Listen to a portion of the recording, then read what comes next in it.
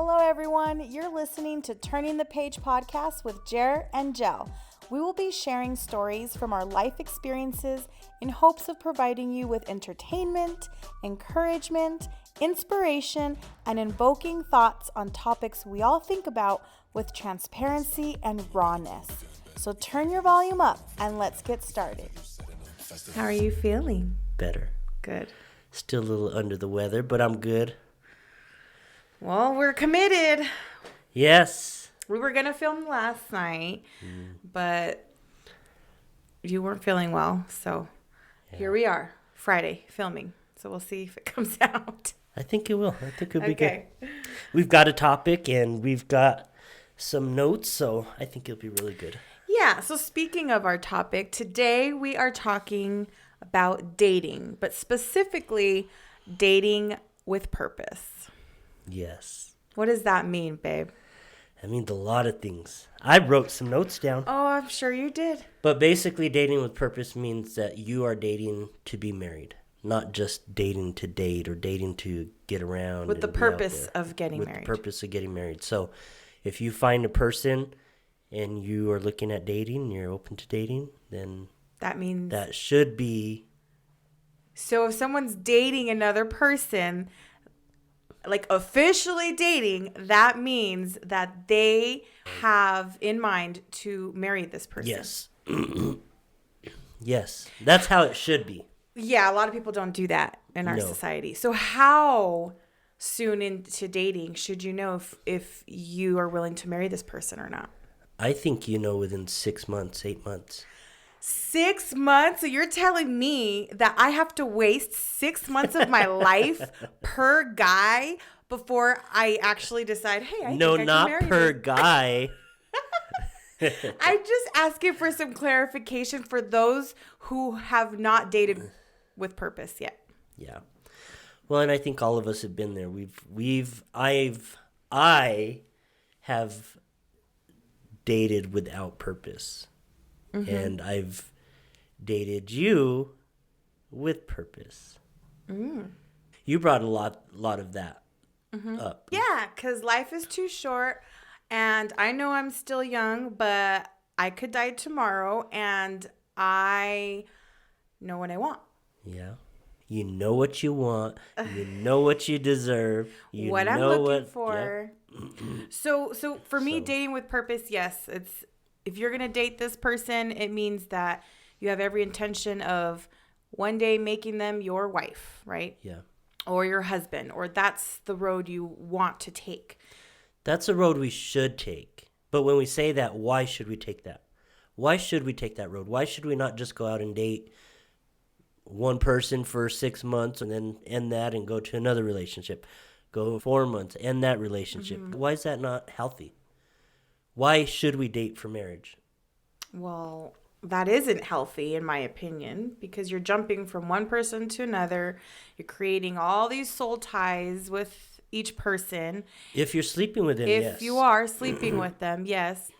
And if you're not, it still takes time to heal after a relationship. And you're taking what was broken and what you didn't heal from that relationship onto the next. And then it goes on to the next. And you never stop to heal yourself. And so it just kind of trickles down until you're in this hot mess of a relationship, married with 3 kids and about to get divorced, hypothetically, because you never took the time to heal from past relationships, past trauma, and you didn't take the time to get to know yourself and your desires and needs and wants. Yep. The first thing that comes to mind when you say that is when people start dating a person, you break that off, get with someone else, and that keeps coming up, or that becomes a habit, then people find themselves finding the same person over and over and over, and wonder why I can't get someone that is this way or stands for these values. Why do I always get the person that cheats? Why do I always get the person that's abusive? Yeah. Why do I always get the person that's verbally abusive towards me? Because they keep choosing the same person with a different shell. Yeah. Yeah, it's true. They look different, but their personality traits and their characteristics are still the same type of person that they have chosen in the past. You want to know why they choose the same person and the same type over and over? Why? Because they didn't do the healing process. They didn't heal themselves. And like, I know for a lot of women, I don't know, I guess I could speak for most women. They see a guy, they're like, oh, he has potential. But men do that too. Oh, I can see potential in her. You got to talk on that. You got to talk on potential. Okay, for me, it's like, oh, if I'm a teacher, I see a student's potential. I think they could do so much better. Yeah, I'm going to help them, right? As a teacher, you should. But when you are looking for your lifetime partner and all you see is potential, that means they are not where they need to be. They are not ready. And it is not your job to fix them or get them to their optimal potential, right? Yep. It's not your job. It's their responsibility. What's going to happen in that situation? Either that person's going to drag you down. Yeah. And put you on a level that you should not be on, or you're going to drag that person down. Most likely, that person's going to drag you down if you're saying they have potential. Potential is a cancer. That's the way I see it. Yeah. Because you should be dating someone with purpose, not with potential. Mm-hmm. And I think a lot of women do that. They see a guy and they're like, oh, well, he could be better. Or I see this in him. Or he doesn't know the Lord, but I can change that. I'll take him to church. That'll change. Yeah. And I've seen that happen a lot of times too. And then on the opposite side, for a man, we are not in a place of health or, I guess, being able to lead someone, is because as a man, that's supposed to be our job. Is when you get married, to lead your wife, to lead your family. But if your man has not found that purpose, then they're still going to be deviling in everything else around that, trying to find who they are. So that guy ends up cheating, or that guy ends up doing something on the side, or the guy is, he's not being truthful. So yeah, there's a lot of stuff like that. Good point. How do you see through infatuation versus a purpose-filled relationship? Don't have sex with them. That's hard. I know it's hard in today's world, but when you have sex with a person you're not married to, it clouds all of your judgment. You don't see red flags. You get even more infatuated with them, especially if it's good sex. If it's bad sex, then you're more inclined to just be like, I don't like this, I don't like that. But when it's good, let me tell you, okay, back in my day, it would cloud my judgment because I'm like, man, this is really good sex. Okay. And then because it's good, you start seeing, oh, he's really good looking. He has a job. And, oh, he loves his mama. And then you start looking at all the good things. And you don't look at the bad things. You don't see that he's always late to work. And he's switching jobs every 6 months. And that stuff doesn't bother you because he's hitting it good, okay? Let's just get real. I'm sorry, that's black girl coming out. But that...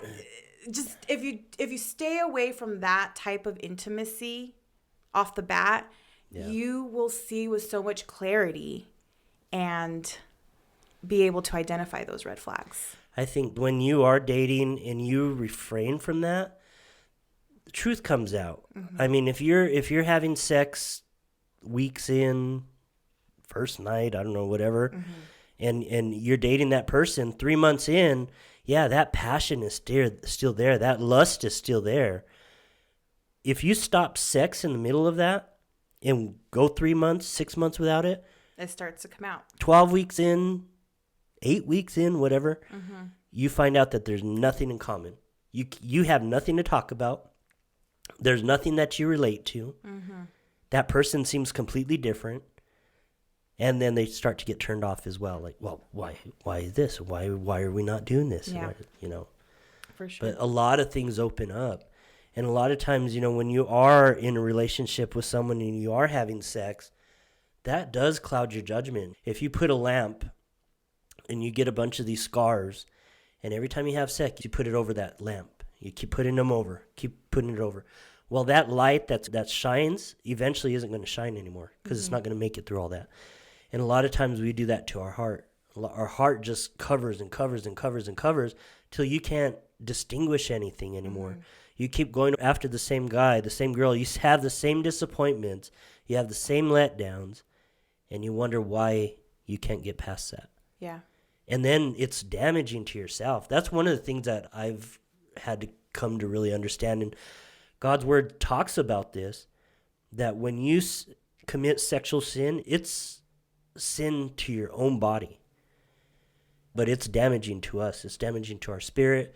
It's damaging to our spiritual health, and it's damaging to our own body. Yeah. No, I agree. One of the things that I didn't do for the longest time when I was dating after my divorce is I would just date, right? I got on Tinder, I was on Bumble, and I just started swiping left, swiping right, you know. And that's how most people start dating today. It's all on social media. She never swiped on me. Well, you were never on there.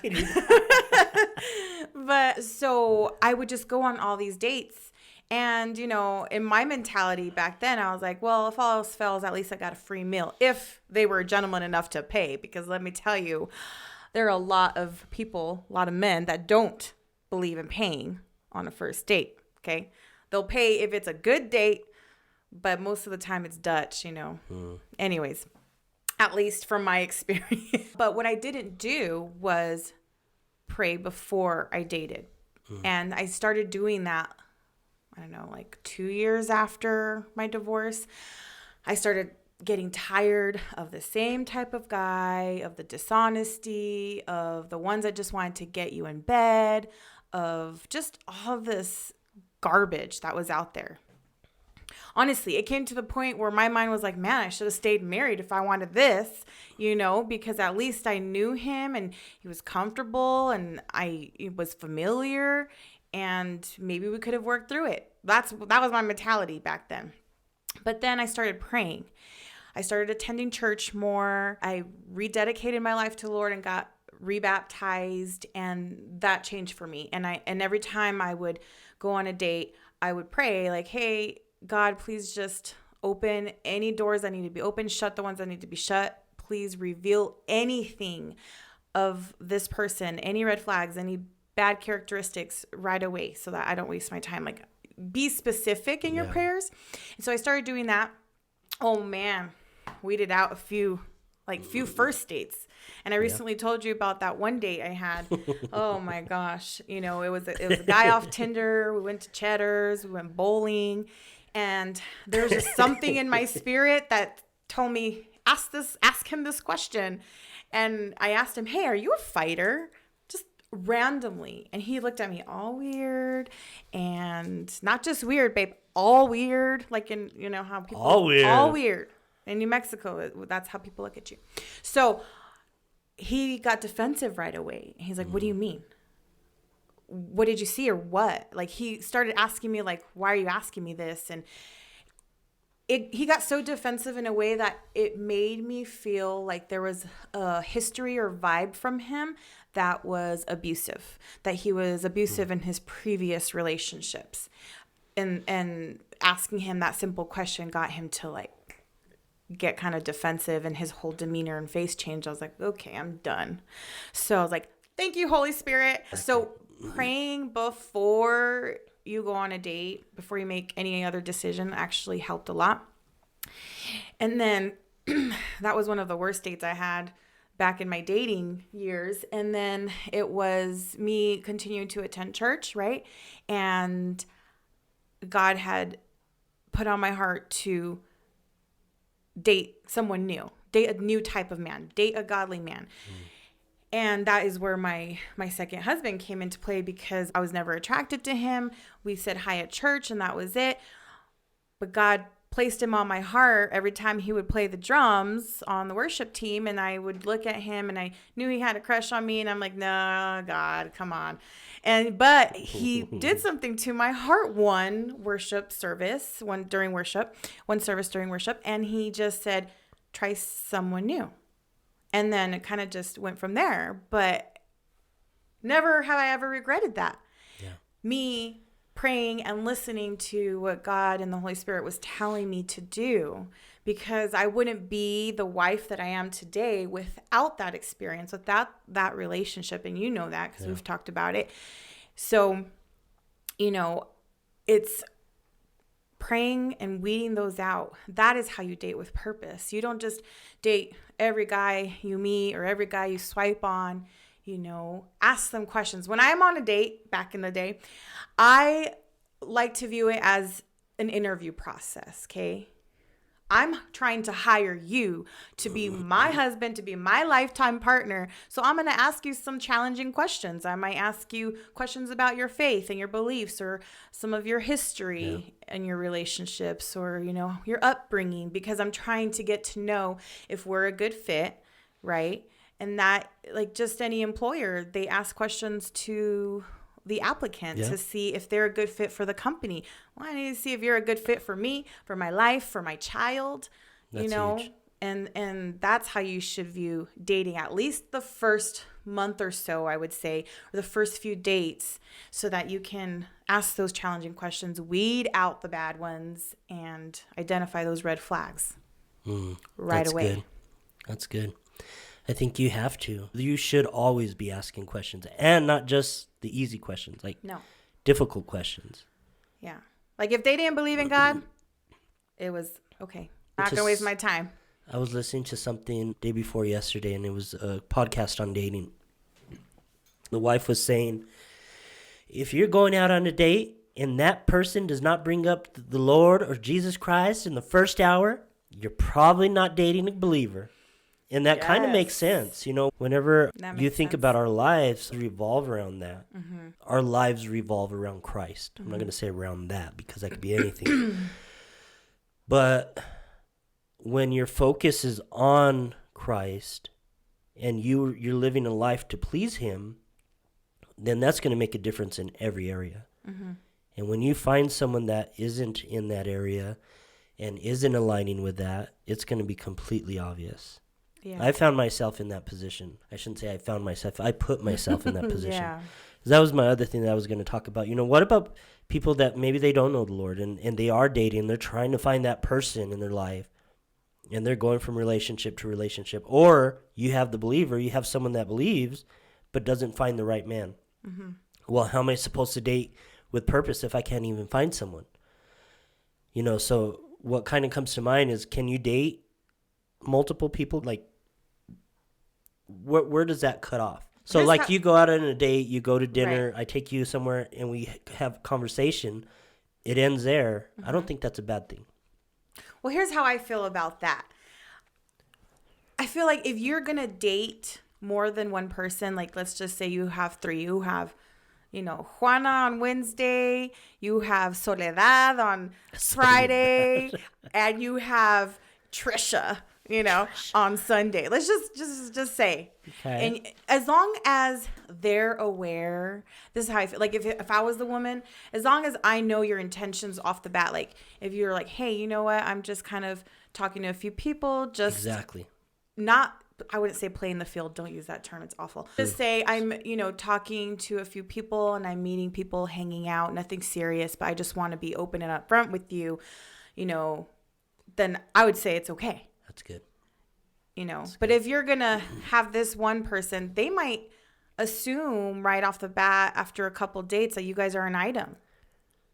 Some women are crazy like that. They think like, oh, he's my boyfriend. And I'm like, what do you mean your boyfriend? Have you guys had that conversation? Like, no, but I know. How do you know? Yeah. Oh, well, he buys me flowers and he takes me to eat. I was like, okay, yeah, my parents do that to me sometimes. My friends can do that. They can buy me flowers and I could do it by myself. I know I had to. That song, man, it's just stuck in your brain. Anyway. It's stuck in your brain. Well, it's all over social media. But, any guy can do that. Any friend can do that. How do you know that they are seriously dating you? Why call them your boyfriend or girlfriend if you guys haven't had that serious talk of, hey, what is this? Or where are we at in our relationship? Yeah. Those are conversations that need to be had after one person is feeling maybe one is feeling deeper than the other, bring it up. Hey, I really like you. I see this going further. How do you feel about where we're at right now? It's good. It's really good. Simple conversation. So yeah, be open and honest up front. Don't act like a playa. Always be open and honest. Yeah. But you that know way what? You don't find yourself in the weeds. Even for non-Christ believers, you can still date with purpose. Okay. Maybe your purpose is finding that lifelong partner, right? Well, what kind of questions are you going to ask them? You might not ask them, hey, do you believe in God? But you might ask them about their past relationships, about their upbringing, about their morals. Everybody, even if you don't believe in Jesus Christ, you have morals, So ask them about things that are important to you, how they plan on raising their kids, if they want kids, how they feel about certain political topics, how they feel about a lot of things. You need to know these things in order to find commonalities in each other to see if the relationship can progress. Yeah. Right? Well, you should be searching for that like-mindedness, right? Yes. Where you guys have the same goals, same desires. How are we going to raise our kids? What are we going to do? Where are they going to go to school? How are they going to be taught? How are they going to be disciplined? All that stuff. I will tell you, though, it is hard to date with purpose if you are unclear about what you want. If you don't know what you want, then it's hard. You need to first figure out what you want in a partner, what you don't want in a partner. Figure out your non-negotiables, your preferences, and your desires. Yeah. Someone's non-negotiable might be that if they don't brush their teeth at night, I am not with them, because there's people that don't brush their teeth at night. I mean, there's just certain, that's something silly, but there can be other non-negotiables. Yeah. I remember there was a girl that I had dated for a little while, and her thing was always like, I was, not that I ever talked about marriage, but anytime something like came up about, if someone did that, I would divorce him. If I was with someone that did that, I would divorce him. I'd leave him. And I was like, okay, I know this isn't the right one. Why? Because you did those things? No, I didn't do those things, but I think it could have been a playful thing, but it didn't feel playful. It felt like, no, if you ever crossed any line that I had, that's a reason for divorce. And I've gone through divorce, and I hate that I've gone through divorce so many times. It's not something that I've like, hey, I guess I'll try this out. But I made a lot of decisions that weren't healthy in the beginning. Right. Whereas to now, where I'm 46 years old, I'm finally grasping what it is to be a man, what it is to be a husband, what it is to be a father, what it is to be, just everything in life, and how much importance that plays in all those roles, as being a believer and as being, as growing in all those areas, knowing that I'm changing consistently. And, every year I'll probably be a different person in a sense. But if I keep my heart right and I keep my motives right, then I should stay on track. Everything should be fine. Yeah, and we should always be growing year after year. Yeah, true. So one of the things that I did want to ask is, how do you win in relationship? I know it doesn't come from social media. Doesn't come from dating sites. How do you win? What do you mean by win? Win in relationship. Like, how do you find that person that is going to be part of life with you and win in life? And you, boo. Well, you tell me. I don't know. I'm asking you. I don't know. You're telling me, you're asking me, how do you find that person that you can win in life with? Yes. And I think we already covered some of it. I mean, yeah, I think it's mostly is choosing right. Yeah. Choosing well, choosing what is good for you. That's how you win. If you find someone that's selfish, not win. Narcissistic. Toxic. Untruthful. You ever dated anyone like that? Yes. Yes. Verbally abusive? You know what? A lot of people don't recognize or know what healthy love looks like. True. A lot of people are in toxic relationships and they think that's normal. And I used to be one of those people until Me too. Until my second husband, when I was shown what real love looks like, what real love, unconditional love looks like. And so when you're used to one way of loving someone and receiving love, you don't recognize when it's good, when it's healthy. Yeah. And so it's changing your mindset. And I know we talk a lot about our mindset and it's changing what you know. It's unlearning things and learning new things. Yeah. Unlearning the old and learning new. And it's a battle and it takes time. And everyone has a different time frame. It could take someone months, someone years, someone a lifetime. I mean, it depends on the person. But yeah, they don't know what healthy love looks like, or the other people romanticize it because, with all the movies and the romance novels and all the stuff that we see on social media, it's like, oh, that's how love is supposed to look like. And love isn't always romantic. No. Sometimes love is just simple. And we first learn about love from our parents. Yeah. You should. Right. Should right. Be. Your mom and your dad are the first people to love you, besides God, of course. But they're the first ones to show you what love looks like in their own relationship, but also their love towards you. And so if you didn't receive that nurturing love from the time you were born until like the age of, I don't know, like 10 or 12, I think that's like the nurturing age for kids, then there will be something missing in your relationship when you become an adult. And I speak on that because I was one of those children that didn't receive love like I was supposed to. That nurturing, unconditional love that some kids get, I didn't get that, and I love my parents and they did the best job that they could do, right? Yeah. But I was emotionally neglected and I wasn't loved, to the optimal potential that they could have loved me at, right? I wasn't.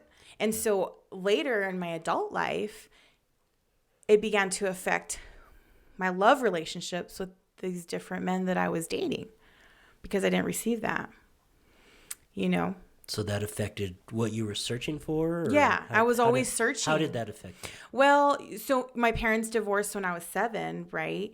And like I said, I was emotionally neglected. So when I would date, I'd find someone to fill that gap, to fill that love that I didn't receive. Yeah. Right. And if that guy didn't do it, I'd move on to the next. And there was no healing. It was like just jump from one to the other, maybe a couple months, 2 to 3 months in between. And then I was back in another relationship. And so I was searching for love I didn't receive, love that would validate me, love that would make me feel good, love that would make me feel wanted, and desired. So you could meet someone, they could want you sexually, but not... That wasn't enough. Because I met lots of people that wanted me sexually. But even those relationships were not enough to sustain what I needed and desired. Yeah. What were the things that stood out that made you think like, oh, this isn't right? That's not what I'm looking for. This is not healthy. Gosh, I really didn't find that out until like my late 20s. Yeah. So you went through lots of disappointment, lots of heartbreak, lots of, I'm sure, just pain. Oh, yeah. Oh, for sure. And and not to diss on my parents, because like I said, they did a great job. And now as a parent myself, you know, I also had my son when I was 20. Yeah. And so we're 20 years apart, right? You're young. You're not even legal. I wasn't even legal. I was still growing myself up. I was still raising myself. I was still figuring out life, right? And so I'm a child raising a child. And that's actually a recent conversation I had with Carter the other day, actually, because he's 14 now. And so he likes to throw stuff in my face from the past. Like, well, remember when you did this? And so I had to be like, Carter, I am a total different parent I am today than I was then. And he recognizes it. Like, one of the things I love about my relationship with my child is that we can actually communicate and talk when he wants to. Because, you know, sometimes teenagers don't want to talk. They just want to go to their room. But I can be open and honest. And like, Carter, you have to understand, like, I was 20 when I had you. And I know you saw a lot of things. And I apologize. I was like, I'm sorry that you had to go through XYZ because I was young and I was still learning about life. And I wasn't shown by my parents that. And so I had to unlearn things and learn new things. And so we had a conversation about it, and it ended really well.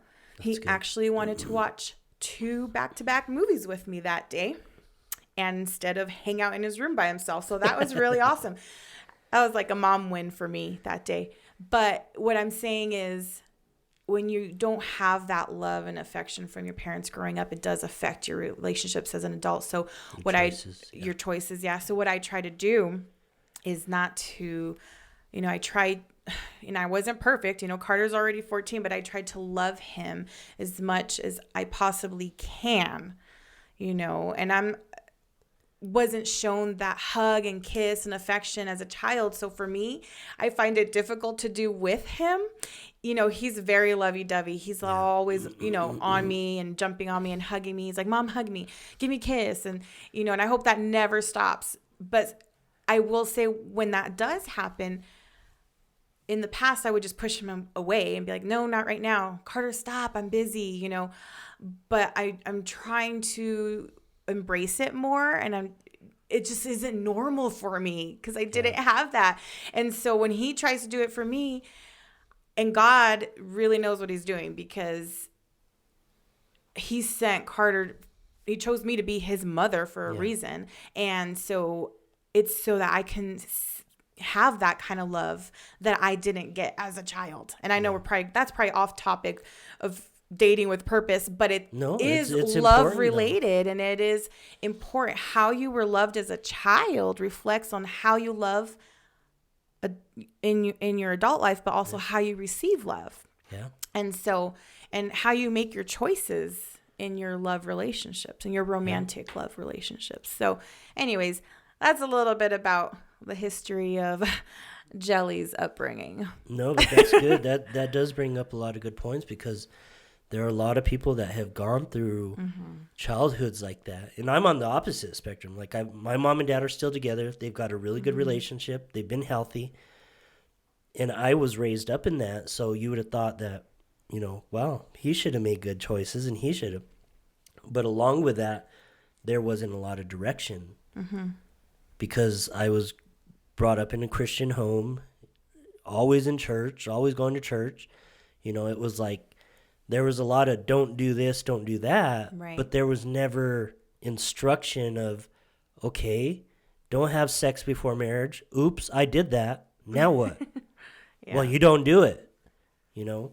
So there's no direction in that of how to do stuff. So then, even in my age, I'm going after trial and error, you know? And there's a lot of important things that we have to realize, like you were saying earlier. When you're in a relationship, a lot of times we just come numb to that, or we accept parts of it because, oh, well, I know they love me somewhere in there because they do this, this, and this. But yet they'll talk to you, verbally abuse you. They'll put you down. They'll be completely selfish, never go outside of their own ways. And this was my first marriage. There was so much toxicity in it. There was so much harm in it. But because I had children, and because they were in our lives, I always kind of put a blind eye to that. Yeah. Oh, well, she hits me and scratches me. But, oh, well, she tells me and puts me down and is disrespectful to me in front of everybody. So was it like that before kids? Yeah.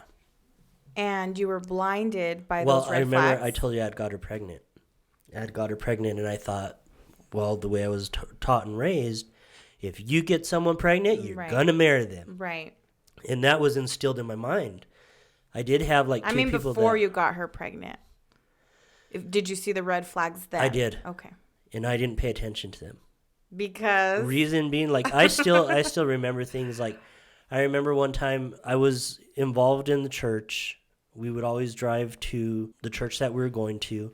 One time we invited one of her friends. I was sitting in the back seat. Her and her friend were in the front seat. And we had stopped at like McDonald's or something like that. Driving that and stupid stuff, but these are red flags. These are things that to me I was like, oh no. We're driving down the freeway. All of a sudden the window goes down. Bag of McDonald's, soda, wow, napkins, everything just flying out the window. I'm like, you did not just do that. Yeah, she did. I remember walking into a house one time. I had left, but I forgot something. So I walked back in, and she was bad-mouthing me like crazy to one of her best friends. Before we even got married, before all that stuff. And that should have been a red flag. That should have been something So you noticed these red flags, but you chose not to walk away. Yeah, and I don't know why. So they kind of, because when you're with someone that's manipulative, they'll catch what they're doing, and then all of a sudden they're like, "Oh no, but I didn't mean that. I'm sorry. I'm so sorry." And da. So then they make you kind of consider like, "Oh, okay. Well, they're acknowledging that they're wrong. Mm-hmm. Maybe something's changing. Maybe the cycle." A vicious cycle. It never did. Yeah. Never did. Once we had kids, it just increased. Mm-hmm. And then you'd think, well, let's have another kid. Maybe it'll change. So dating with purpose is knowing what you want, figuring out those red flags, but also learning how to walk away. Well, or when to walk away. When you're in a broken relationship, how do you recognize that? How do you walk away from that? One thing I learned in all of my dating years. No, because you never walked away from it. I didn't. But one thing is your friends, your close friends and your family are the first to tell you. And explain that more. Because what does that mean? It means that they'll see the red flags before you do. Okay? And some close friends and family will be brave enough or have the courage to let you know, hey, this is what I noticed. You need to check this, or I don't think this is right. They'll tell you. But then some won't, especially if they've told you in the past and you didn't listen. Mm-hmm. And they're not going to continue to tell you, because what's the point? Yeah. They're not going to listen to me. I've done it before. I've told them before, and then they still chose the opposite, and look where they're at. So they are the first ones to see those red flags. And I would say if you have a hard time identifying those red flags, talk to your close friends and family. They might not ever bring it up to you. So one thing you could do is, if it's in your mind, just go to your best friend, go to your mom, go to your dad, go to your aunt, whoever you're the closest to, and be like, hey, what do you think about Jeremy? Like, really ask them, like, what do you think about my partner right now? Or what do you think about this? Do you like him? Do you think we go well together? Yeah. And let them know, I want your honest opinion. Yeah. You won't hurt my feelings. I really just want your honest opinion. And see what they say. You'd be surprised. Yeah. Because a lot of family members and close friends will keep their mouths shut because they want to see you happy. And as long as you're happy. Or they don't want to ruin the relationship with you. Because there's that, because they don't want to fall out. But most of it is, oh, well, she's finally happy. She says she's happy. You haven't complained. You haven't, But just because you haven't complained about them or said something about them doesn't mean down the road there won't be something. You just haven't seen it yet, right? Yeah. And it could be something big. It could be something minor. You never know what your friends and family have witnessed or seen that you haven't. Huh. But yes, I have had experience that in past relationships where I've had family members, tell me like, you know what, mija, he's just not for you, and you should focus on school, and you should do this. You have, I was like 19 years old, and then, your personalities just don't match, a lot of things. And did I listen? No, because I have to learn the hard way. Well, had to learn the hard way. So that's one of the things I also try with my son is I'm like, listen, I think you should learn from the wisdom from those who have gone before you. I mean, we both have told him that. And that's kind of something that I wish I had when I was young. I wish I had listened to those who were wiser than me at a young age. Well, and I think if you're like you're a parent now with Carter, you're directed him, you're having those conversations with him, and that's important because we've had multiple conversations with him where he thinks he was ready for dating, and there's a lot of stuff that came up, and he wasn't doing well in certain areas, but we have those conversations with him, and we played games and stuff, and sex comes up, or we start talking about stuff, and he's receptive to it. Yeah. I'm really proud of how he handles certain things, and when he doesn't handle something well, he can recognize it, and he's like, "Man, I messed up." I'm like, "Well, all you can do is learn from it." Yeah. To hear him say that he wasn't ready. And he had, he recognized on his own that he was not ready for a dating relationship. He had dated his girlfriend for 9 months, and which is a long time for a 14-year-old, okay? A long time. Well, he was 13, 14 because he just had a birthday in November, but that's a long time at that age. That's almost a whole year, right? And then to finally realize, you know what? Dating is a lot of work. Dating requires a lot of attention, a lot of effort, and he just wasn't ready for all that it entails, which is really big of him. If only all adults could recognize that they're not ready for dating, because some adults are not ready. There's a lot of maturity, and a lot it's of times. Okay to take the time to date yourself and figure out what you want and get to know yourself. And I mean, that's hard for people to do. It is, but what's the longest that you've ever taken of singleness, like a season of singleness? You're asking the wrong person. I mean, because, okay, so before I rededicated myself... You're asking the wrong person. Before I rededicated myself to the Lord, it was only like 2 to 3 months in between relationships or in between hookups or whatever you want to call them, right? Flings. But once you got your life right, then you saw a change. Well, it wasn't a fast change. It was a slow change. So I had gotten rid of, the dating sites, and I wasn't really looking anymore. I was still kind of drinking here and there, going out dancing and drinking. So I was not 100% out that door. But the dating, I was like, okay, I'm taking a break. But what's funny is when you say you're taking a break, God brings you someone. And that's what happened. So I think it was only like a few months, longer than 3 months, but definitely not more than 6, I would say. So I will say I didn't take the time to fully embrace the singleness of like maybe 6 months, really, where I was taking myself out on sushi dates and going to the movies by myself and doing that. Which I actually came to find that I enjoyed my company, and I enjoyed not sharing my popcorn. I enjoyed picking whatever appetizer I wanted. And, I enjoyed not having to compromise for a while. Yeah. So, try it out. If you are not in a relationship, try dating yourself. I mean, get to know yourself. It's actually quite fun. There was a season, and I've talked about this a little bit, where I was confronted of, who are you? Like, who are you when you're alone? Because they say, when you're alone, when you're by yourself, that's your true version, 100% version of who you are. When you're by yourself in public, or when you're by yourself at home? Because I'm two different people. I'm just going to say, jelly at home is different from jelly in public.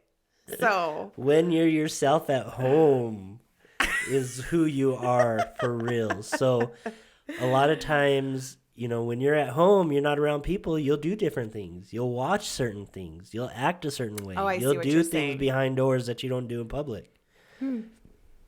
And good, thank God, because we don't want to see what some of y'all are doing in public. No, I think I say and act what I do at home in public. Well, because that's who your true version of yourself is. Because you're not trying to. I was thinking along the lines of, it's at home is braless and sweatpants and no makeup and hair mess. Well, that comes with comfort, but when it comes to integrity, when it comes to being your values, for instance, for me, so there was a time in my life that I was going to church, I was serving, I was being a Christian around others, right?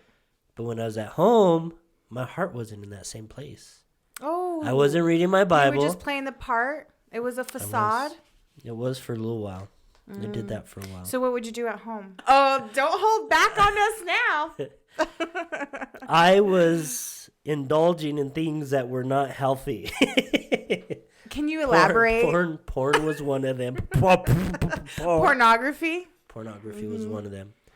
And, that is damaging. Very damaging. So damaging. Right.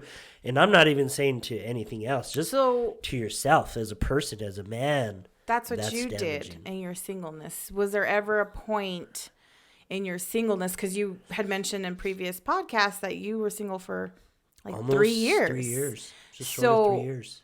Was there ever a point where you had stopped the pornography and you actually got into your own self and got to be During that time was one of the main times that I had cut that off.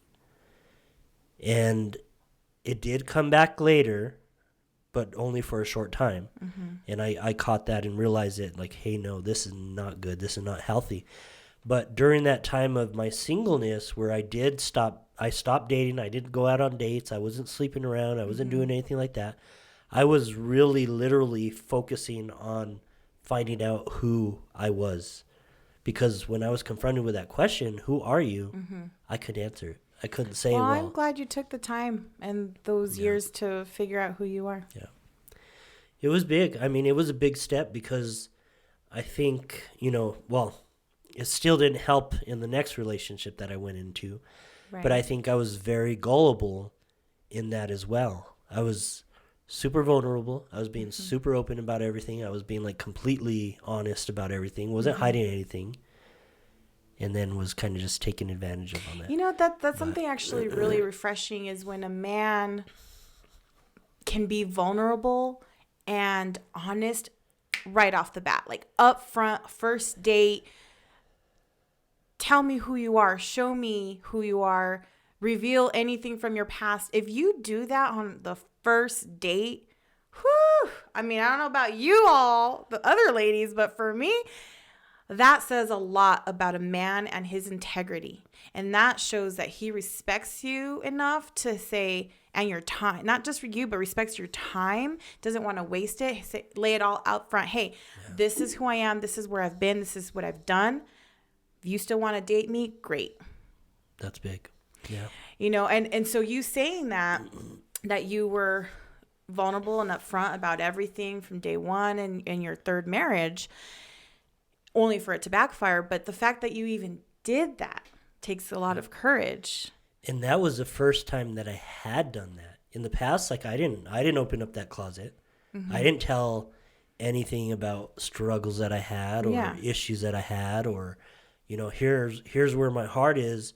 I don't know who I am as a man, or I don't know my value, or I don't know, my goals in 5 years. I thought I did. Yeah. And that was a big part of it too. And it's important to know if you're dating with purpose and you're thinking, hey, I'm going to marry this man or this woman, is what are their struggles? Yeah. I knew you struggled with pornography in the past, and sometimes our past struggles can surface again. It happens, Most likely they will surface to where you're tempted in that. Mm-hmm. But are you in a place strong enough to resist that temptation? Exactly. Yes. But knowing your struggles, that, that could be a non-negotiable. I'm going to give you a little break there. Yeah. Let's pause for a second. I started choking on my boogers. Let me see. Okay. So knowing your struggles is important for your spouse because it could be a struggle that they just don't want to deal with. It could be a non-negotiable for them. So you not being vulnerable or open or honest up front could later hinder your relationship, Yeah. And so I like that you did that. My late husband, on our very first date, off the bat, laid it all out. This is what happened in my past. This is where I am at today. And I had never been on a date where a man was just so honest and upfront and vulnerable like that, and actually had these conversations right away. And I was like, oh, well, this is new. This is refreshing. And actually men like this exist. So anyways, so I feel like that is important. Share your struggles. I mean, my struggles. Yeah. I used to struggle a lot with alcohol. Mostly, I wouldn't say I was an alcoholic per se, but I would say that I used to be an emotional drinker. I couldn't handle my emotions, so I'd go to the bottle, Bottle of wine. Not just one glass, a whole bottle of wine, or sometimes it would be hard alcohol. It wasn't always wine, right? So and that also stems from childhood trauma, is not dealing with my emotions, because I was never shown how to deal with my emotions either. I was emotionally neglected. I didn't know how to handle them. And so as an adult, it also comes out, right?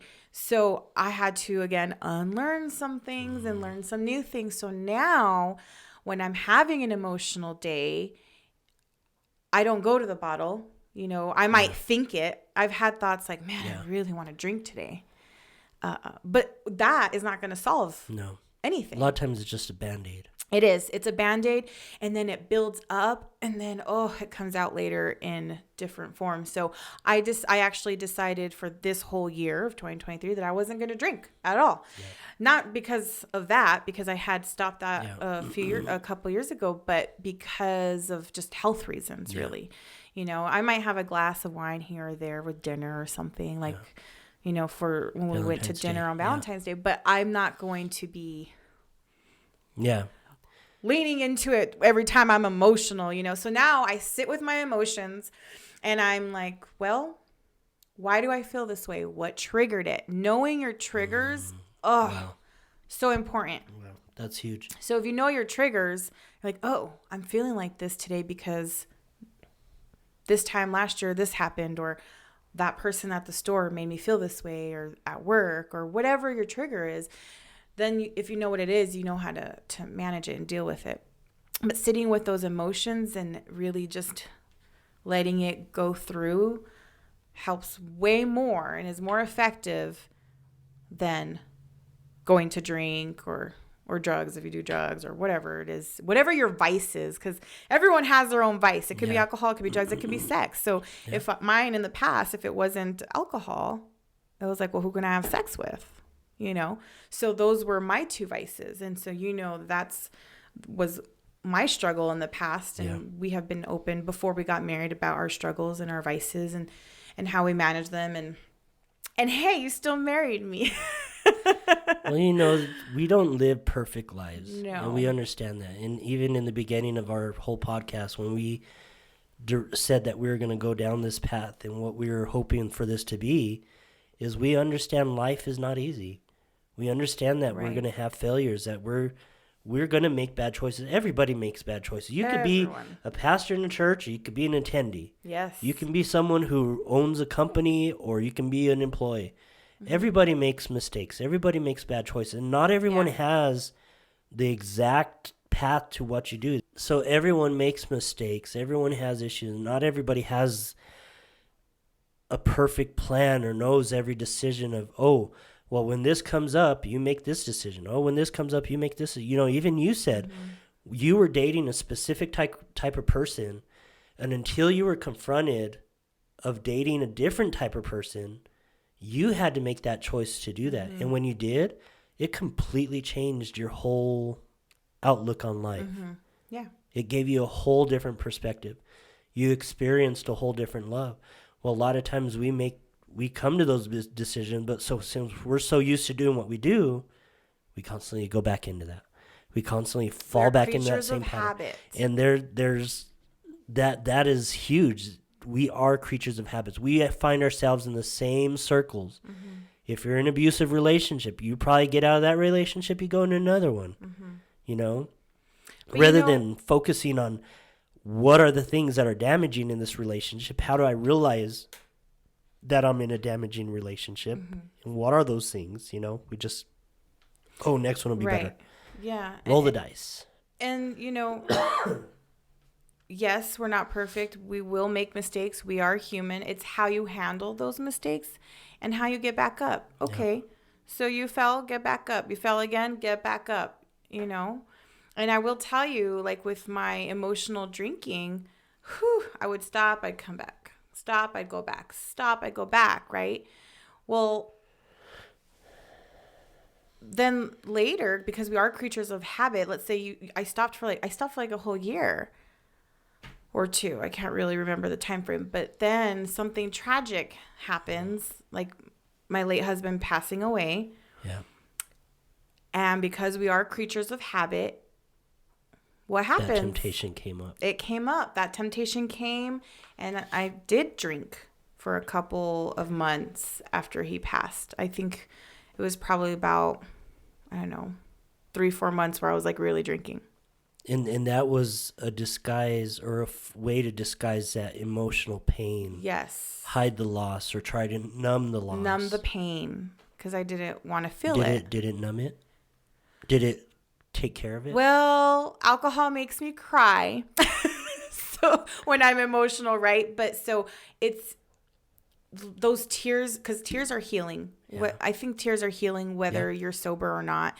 And so when I would drink, of course, it'd just come flooding, and I think crying might have helped a little bit, but it wasn't good. It wasn't good, and I ended up realizing it later. And what I recognized was, I'm emotionally drinking, one, okay, and I know why I was doing it. But because I've been here before, and because my walk with Jesus Christ was stronger than what it was years ago, I was able to stop within 3 to 4 months instead of 3 to 4 years like in the past. So I got back up quicker. And instead of dwelling on, man, I messed up, why did I do that, and put myself down, I was more proud of myself for the fact that I didn't wait 3 years to stop that awful habit. Yeah. I know. I'm trying not to cry right now. No, it's but I was proud. I was proud of myself. And here I am. But that's the truth of it. I mean, and there's people that deal with that on daily. Mm-hmm. There's people that they're miserable in their job, they're miserable in their marriage, they're miserable in everything that they're doing. Yeah. And how do they numb that? With alcohol. Mm-hmm. Or like you said, with sex, with something else, with drugs. Mm-hmm. Or shopping. Man, there's some shopaholics. Yeah. They don't want to deal with their emotions, so they spend money they don't have. They rack up those credit cards. Because that's another, by the way, my other vice. I have 3, okay? It was alcohol, sex, and shopping. But even then, it's, why are you doing those things? Well, you know why. Yeah. So sit in your feelings. But yeah, there's different types of vices. So, what keeps coming to mind is the fact that if someone is in a bad relationship, you're in an unhealthy relationship. A lot of times people are in that place where they can't recognize bad habits, bad traits. When you think back to a bad relationship, did some things come to mind of these are things that should not be happening in a relationship? And if you're in a bad relationship, these are good signs or clear signs that you're in that type of relationship. Well, when they make you feel like you're the crazy one, that was a big thing for me. Like my women intuition was to ask them questions like, hey, where were you at? Like, why were you late? And then they turn it around and manipulate it and try to make it sound like you're crazy. Oh, red flag. Like, I know I'm not crazy. I felt it. And then later I come to find I was right. but they're so good with their words and they know how to twist it around to manipulate you. And yeah, that for me was one is when they make you feel like you're wrong all the time, because you can't be wrong 100% of the time in a relationship. Okay. No, I was. I know, but it's not possible is what I'm saying. What about you? What comes to mind for you? I think finding those things where you're pointing out disrespect, that selfishness, that person is never doing anything for you, but you're always doing something for that person. Mm-hmm. You're the one that's always going out of your way. You're the one that's always sacrificing your time, making that effort. The way they talk to you, in public, the way they talk to you around others. Mm-hmm. That's huge. That's a big thing. Oh, when they put you down in public, in front of your friends or in front of family or in front of others? No. Or they don't let you speak. Someone's actually talking to you and asking you the question, but your spouse answers for you? Oh, no. How about that one that starts pulling you away from family and friends? Oh, yeah. They're like, don't let you hang out with them. But they don't do it. That's like that narcissist person. They don't do it in a way like, no, I don't want you to hang. They're like, oh, babe, I really just want to stay home and watch a movie with you. And then it gets, years go by and you don't see your friends, you don't see your family because your spouse doesn't want to go out in public. Yep. So they want you to stay with them all the time. And I think a person like that gains control over you because the people around you, like you said, the people that love you, your best friends, your family, the people that know you best are going to find out like quick, hey, that person is toxic. That person is not right for you. Like you said earlier, Right. So, yeah, that's good. Anything else you have? No, that is all I have on my notes today. Well, we're at an hour and like 4 minutes, so I know this is going to be an hour-long We're trying podcast. to keep it no longer than an hour. we even talked about doing 30-minute episodes, but man, 30 minutes is hard when you got a lot to talk about. Yeah. Dating is difficult, especially in this world that we live in and the times that we're in. There's a lot of disappointment out there. There's a lot of what comes fake to things, mind fake people. Is dating with a purpose. But also, if you're not happy, do something about it. Now, I'm not saying get divorced because I would never condone that, unless there was cheating, like infidelity involved, right? Or that's true. Or something like that, because the Bible says physical abuse or emotional. But if you're not happy in your marriage or in your dating relationship, change it. You have the power to change it and no one else. And it doesn't start with your partner. It starts with you and yourself. What can you do? What can you change in order to start the process of a better relationship? Because once one partner changed, the other one tends to follow suit. Yeah. Right? And it doesn't happen overnight. It's laying down that pride of you being the first person to step out and put yourself in a place of vulnerability. Put yourself in a place of humility. Yeah. Put your place in a self where you're serving that other person.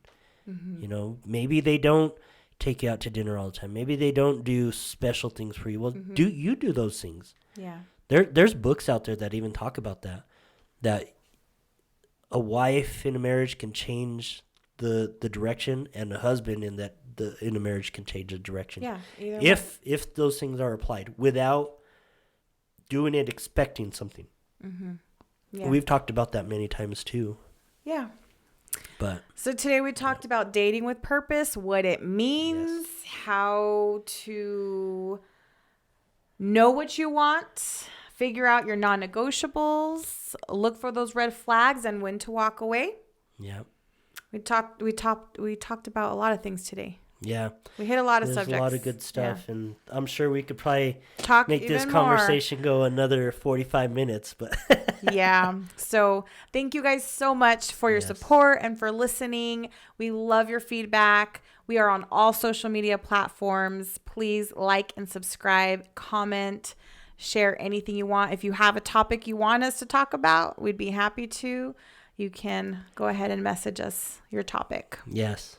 So we're reading them. Every day we read them. Every day. We're still replying to some of them because we want to reply well. We want to come back with some direct thought. Yeah, there's one I still have to reply to. So, but, we are replying back to everything that we see that comes across. Yes. So this is Turning the Page with Jer and Gel.